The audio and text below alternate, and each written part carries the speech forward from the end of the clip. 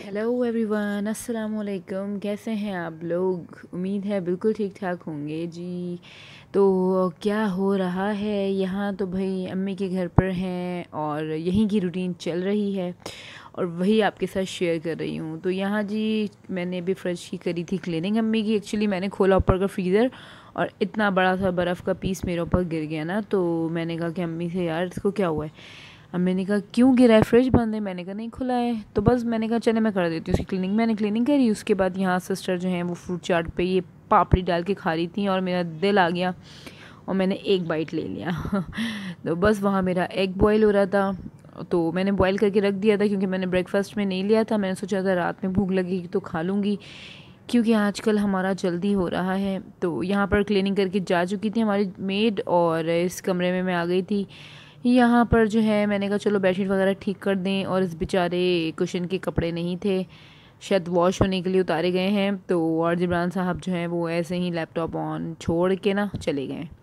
यही करते हैं, कभी टीवी ऑन करके चले जाएंगे, टीवी ऑन होगा चले जाएंगे, फ़ैन ऑन होगा चले जाएंगे, लैपटॉप ऑन है चले गए। तो यहाँ बज रहे थे 5 और मैंने कहा चलो जी शावर ले लिया जाए क्योंकि मैंने ऑयलिंग की हुई थी।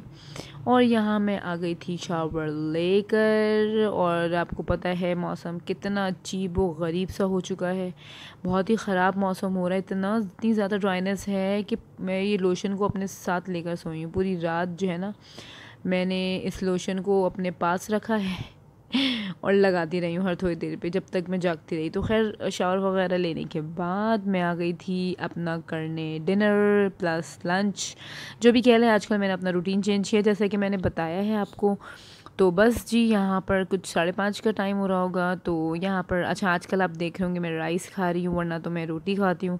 तो मैंने टाइमिंग अपनी जल्दी कर ली है, तो मैंने कहा चलो जी राइस खा लेते हैं। एक टाइम खा रही हूँ तो मैं देखूँगी कि मुझे कितना फ़ायदा पहुँचा है इस चीज़ से, क्या फ़ायदा हो रहा है। तो कंटिन्यू करूँगी, नहीं तो वापस अपनी रोटी पे आ जाऊँगी। तो खैर आज मैंने रोटी ही खाई है वैसे।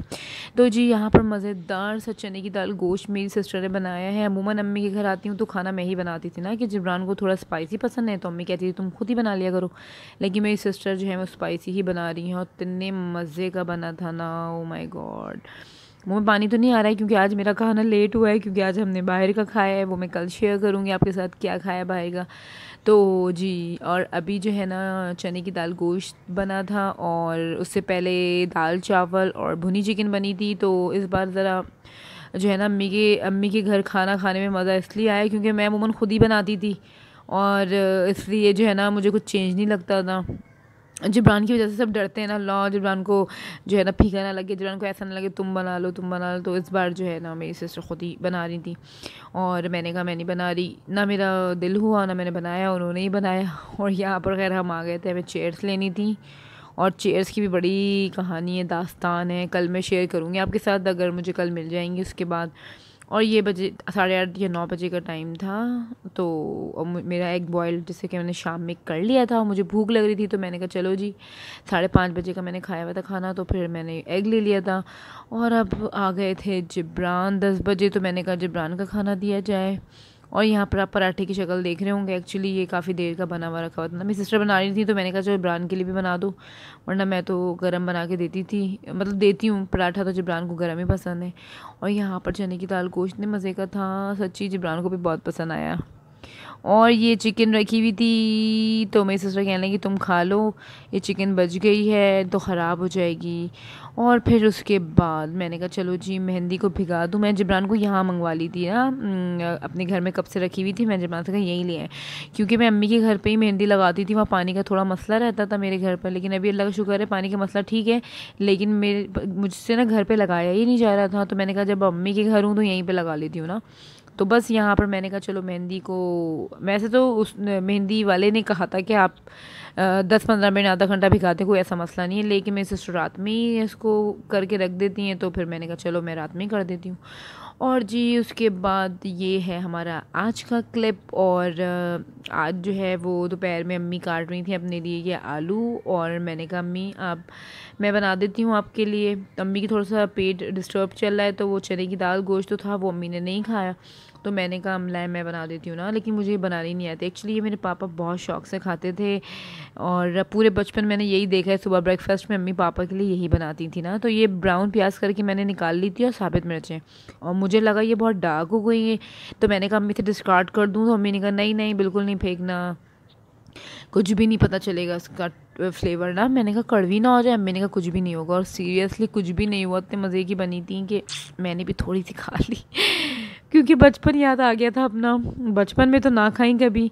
और यहाँ मैंने इतनी मेहनत से राइस बनाया, अम्मी को ये राइस बहुत पसंद है, जैसे लेफ़्ट ओवर राइस होते हैं ना रात के बॉयल्ड राइस से। तो मैंने थोड़ी सी प्याज ब्राउन करी, और प्याज ब्राउन करके उसमें मैंने दो अदद साबित मिर्ची डाली, चावल को डाला, सॉल्ट डाला, फ्राई करा, ऊपर से ग्रीन चिलीज़ मैंने ऐड कर दी और अच्छे से फ्राई करा। इतनी अच्छी स्मेल आ रही थी, और जब मैंने इसका एक बाइट लिया तो ओ हो ये राइस ख़राब हो चुके थे।